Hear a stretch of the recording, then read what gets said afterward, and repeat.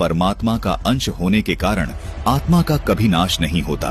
गीता अध्याय 15 श्लोक 17 में पूर्ण परमात्मा को उत्तम पुरुष और अविनाशी इसलिए कहा गया है क्योंकि उत्तम पुरुष यानी पूर्ण परमात्मा का शरीर भी अविनाशी है।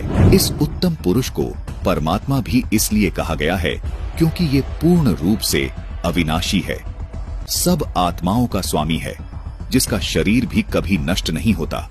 इस उत्तम पुरुष के लोक में किसी प्रकार का कोई दुख नहीं है। ये किसी को दुख नहीं देता, सिर्फ सुख ही सुख देता है। इसलिए इसी परमात्मा को रामचरितमानस में सुख की राशि भी कहा है। जिस गीता ज्ञानदाता काल के लोक में हम रह रहे हैं, इस लोक के मालिक को परमात्मा नहीं कहा जा सकता, क्योंकि इस काल लोक में कोई सुखी नहीं है।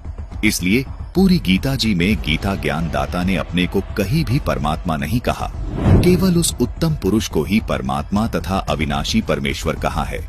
दर्शकों, गीता जी में अन्य स्थानों पर जहाँ भी परमात्मा शब्द से संबोधन किया गया है, वो इसी उत्तम पुरुष अर्थात सच्चिदानंद घन ब्रह्म के विषय में बोला गया है।